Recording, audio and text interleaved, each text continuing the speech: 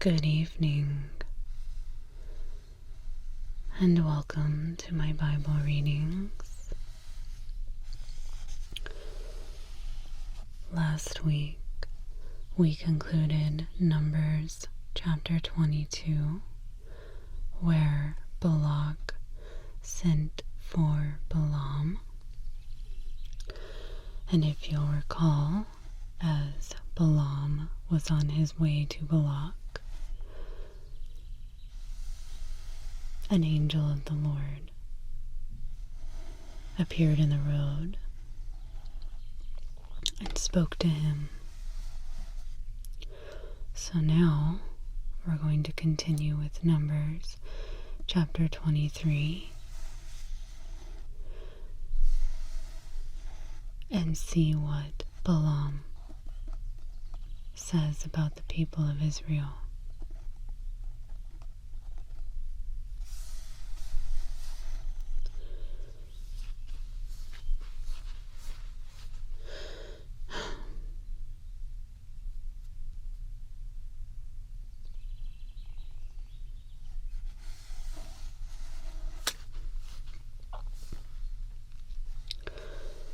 So if you're ready, let's go ahead and get started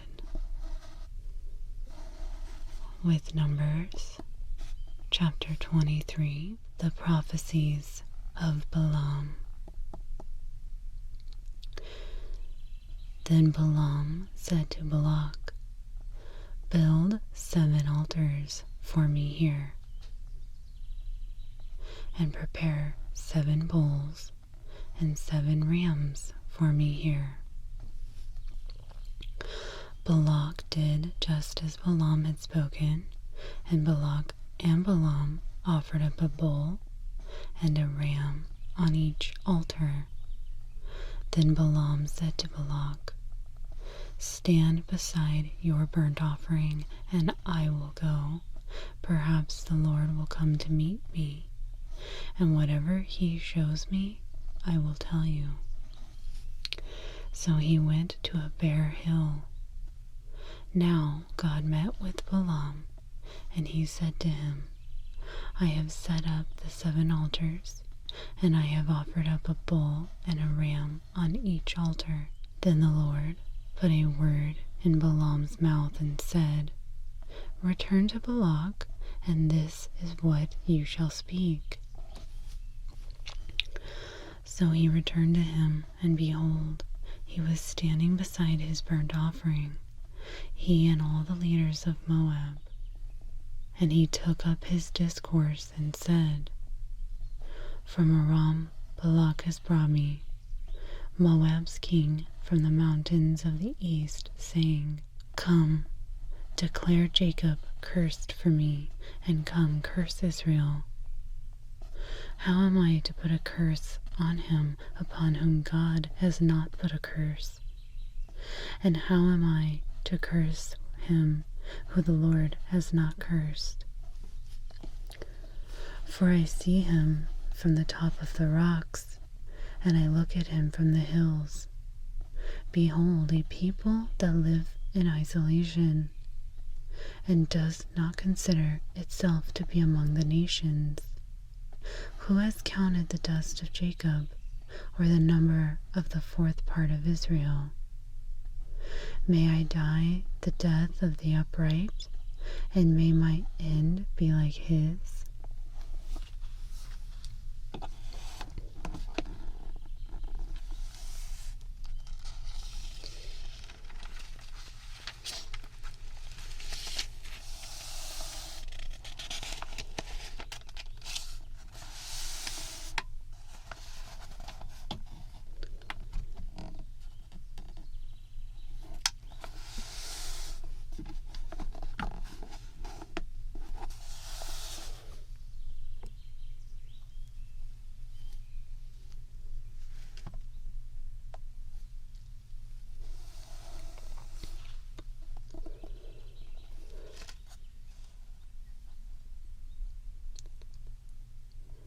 Then Balak said to Balaam, "What have you done to me?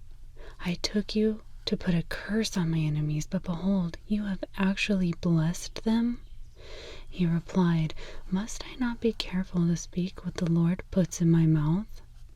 Then Balak said to him, "Please come with me to another place from where you may see them, although you will only see the extreme end of them, and will not see all of them, and put a curse on them for me from there."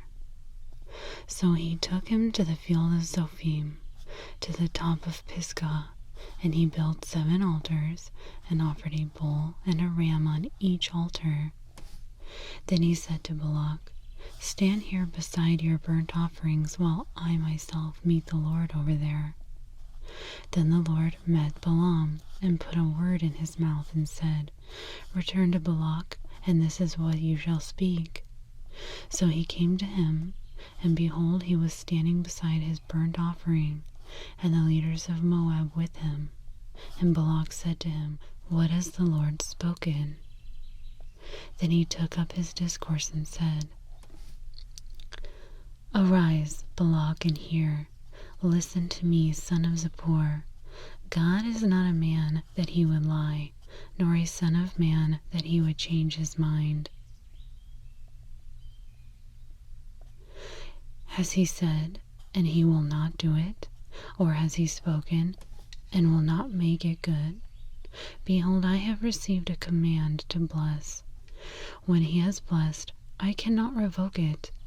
He has not looked at misfortune in Jacob, nor has he seen trouble in Israel.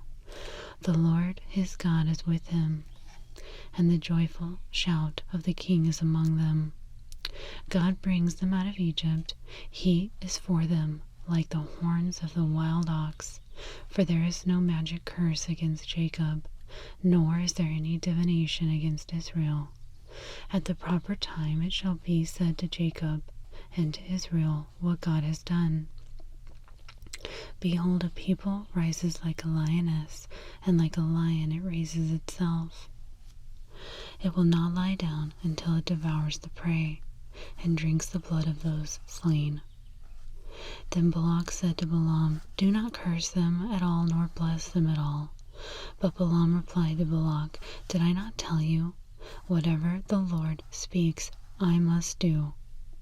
Then Balak said to Balaam, "Please come, I will take you to another place. Perhaps it will be agreeable with God that you curse them for me from there." So Balak took Balaam to the top of Peor, which overlooks the desert.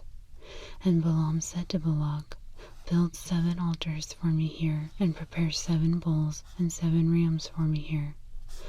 Balak did just as Balaam had said, and offered up a bull and a ram on each altar.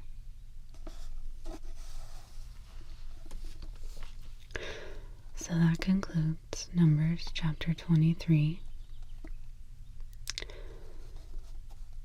Seems like Balak can't get it through his head what Balaam is telling him, and keeps moving him from location to location, hoping that God will change his mind. But as he said in verse 19, God is not a man that he would lie, nor a son of man that he would change his mind.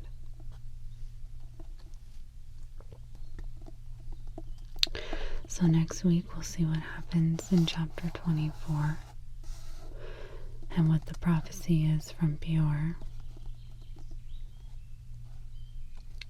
Thank you for joining this Bible study this evening.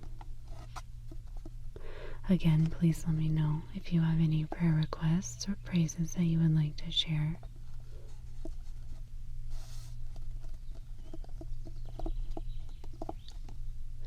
I will keep you in my prayers, and I will rejoice in your praises with you. I hope you have a wonderful, blessed week, and I will see you next Friday. Good night.